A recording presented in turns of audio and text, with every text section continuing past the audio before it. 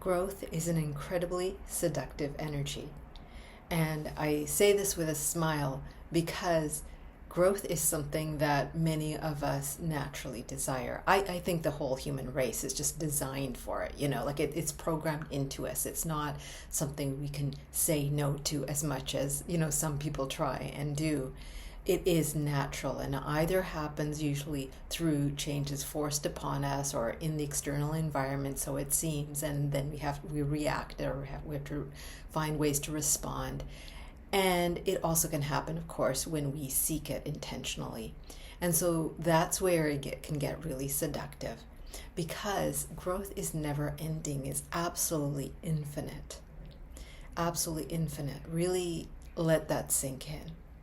There is no end goal in growth, right? It's not like, okay, now I know I've got it. Now I know I've got it. That goalpost literally is designed to keep changing. That's what creates the journey. That's what creates the experience of growth. And as humans, it's in our DNA to grow, to evolve. It just is. We couldn't turn it off if we wanted to, no matter how much we may try. That's like trying to control the world, trying to control everything that's happening around you. It won't happen. So there is a dark side to wanting that growth all the time, because it can give us or put us in that illusion that there is somewhere we're going to get, and once we get it, everything will be all right. So it's really no different than material goals, people who are constantly trying to have more stuff. And when they have more stuff, or maybe it's more, more relationships, better health, there's this place where it ends up being a hunger that cannot be satiated. It cannot be filled, right? So that's the dark side. And anytime we feel that kind of pull, like we have to keep going in that way of like, if I don't get it, like I'm nothing, that kind of energy, that is all part of that dark side. And so it's really important to be aware of some of the cues that are going to show up when you start tipping too much into that. And the sooner you're able to kind of catch yourself and then come back to center, a more neutral place, and then approach these desires, approach the natural seeking of growth from that place, is going to remain healthier. It's going to remain something that adds and expands your life instead of contracts it into the darkness, into the negativity. As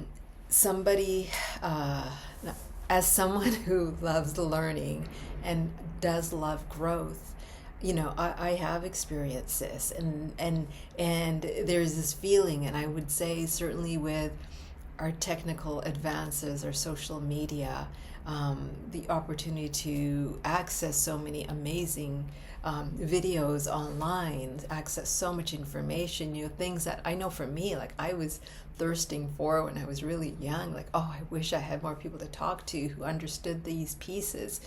And so all of that pulls, right? It draws us in, and it can remain healthy when we have our own boundaries around how far we go, what we use it for, when we stay in a way at the center instead of being sucked in. And so for a long time, I really restricted the way my own teaching and information and coaching kind of went out into the world, because there's no desire in me to add to what I feel it can be like a pollution sometimes of just too much information. So my intent is always to work with people, whether it's just talking to you right here and right now, or actually working with somebody one-to-one, for example, or working with small groups, that I convey things that they can act on, that they can apply, that are relevant directly to their world right now, and how they can make their bigger goals or higher visions real and practical and part of their life. And while there is a tangible and intangible part of it, that's why I often insist to be taking the actions, to have certain places that you are traveling that are in the physical, because that keeps you, we use that word grounded, right? We use that word grounded. So it's not that we're just, again, chasing that idea of growth, that, again, there's this destination that we have to get to. And once we do, we don't have to grow anymore, or we can take a pause, or, because, again, everything is constantly moving and shifting. Just like the vast majority of us are unable to literally shut off the mind. It just is there. And yes, in with spiritual work, one can create a distance so you're not so attached to it and believing everything that the mind is telling you. But it doesn't mean that it stops and goes into pure silence for the rest of our life, right? It doesn't work that way. So it's like that little machine is going to keep running. But the more you can stay in center, the more you can take steps out in the real world to apply it, the less it controls you. Because it's easy to make big, dramatic plans and visions and ideas and dreams and fantasies in our mind. It's easy to even sit down and map pages and pages of steps on how you're going to get there or what you could do. And as somebody who does write a lot, I can easily fall into that trap. And then there's this point where all of a sudden, like, the energy starts to like dip, and it's like, whoa, I crossed the line. I didn't take action yet. Like, I had all these ideas. I wrote them down, there was a purpose initially, but then my next step should have been to actually go out and act on at least one of those pieces so I could go to the next and go to the next, instead of like just staying on paper. And then that dip is that cue for me. It's like, you've gone over the edge of this, and you've gone more into the mind instead of, all of me, which is the mind. It's my emotions, it's my spirit, it's what I do in the physical world. And so it is a balancing act, right? It is a balancing act. And I'm not saying that we're going to get to a point where we don't go over that edge ever. But the more we're able to catch it early, the better it's going to be, because then we can return to taking action. What is an action I can take now, in the next 5 minutes, within this hour, today? What is an action? Again, that I'm going to think about, I'll do it like later this evening, because I don't know about you, but when I make plans like that for an idea that's come in the moment, usually I don't get to it, or suddenly my energy is very different, or something happens externally that I have to respond to, and suddenly that thing just disappears. It dissolves when it did have potency at the time that it came through. And so this darkness of it, you can sense it. You'll feel it when your energy dips. You'll feel it if the monkey mind starts suddenly being extra negative and critical, or telling you why you can't have or do something. It'll happen. Another cue will be that it's like, you lose the motivation, and suddenly you start going, do I really care for this? Do I even want this? Maybe it was just, a passing fancy, and I didn't actually want it, and there's no commitment. And these are lies that we start believing when we're not aware to catch ourselves. And so, as I'm talking, I hope you're recognizing ways that this happens to you, or maybe writing a couple of these things down, so again, you can catch yourself, right? So a simple example, which I just alluded to, was that if you find yourself in the dip, immediately get up, stand up, move, do something physically to shift back into being present and here and now. Maybe just shake it out. Maybe dance to something for 5 minutes. Maybe go for a walk, right? maybe just have a glass sip of water or something, like do something in the physical so that you're back in connection through touch, through connection, through doing, through movement, through the circulation of your energy, so that you are back, like, waking yourself up.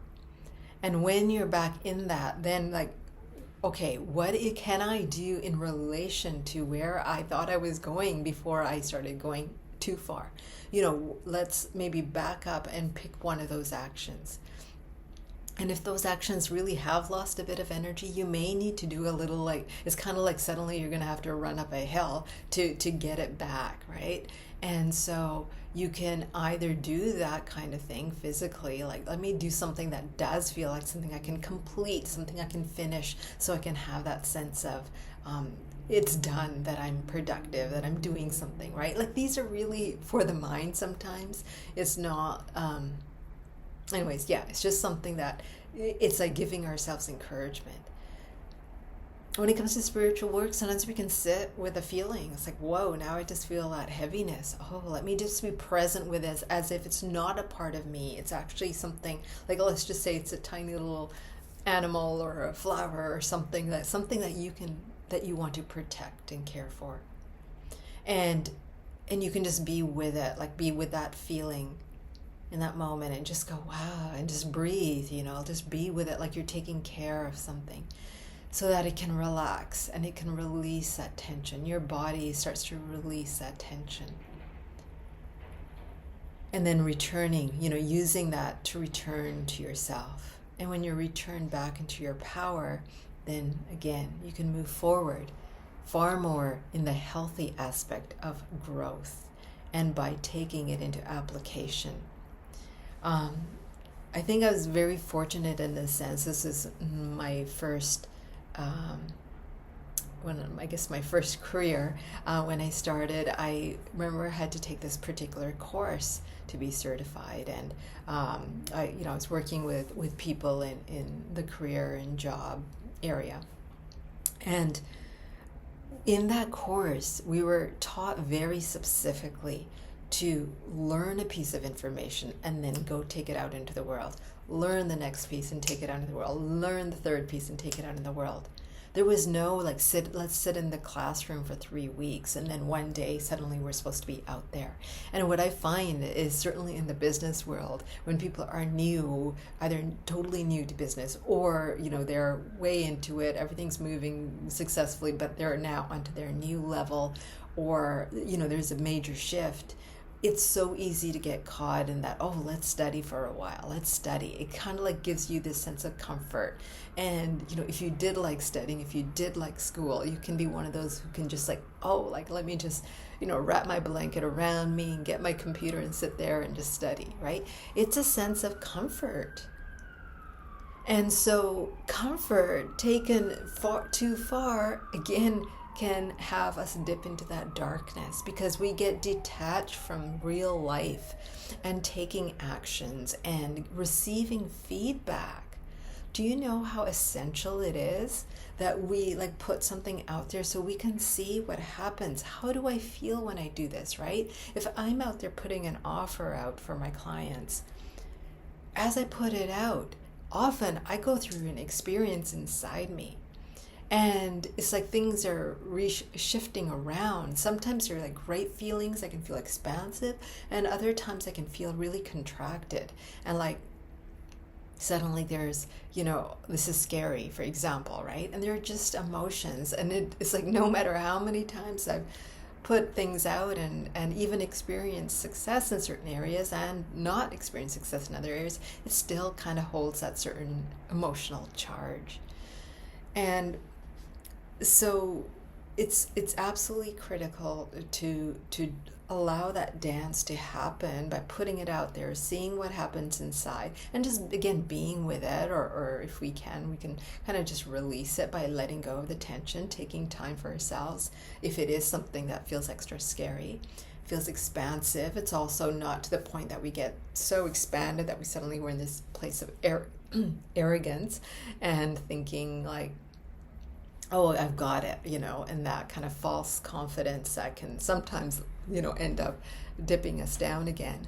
right? So feeling things, that's part of the response when you put something out there. And then seeing, do people respond, right? There are certain places where I made an offer and it was really clear, and I would say it had a real pure energy inside because I just didn't have any attachment to it.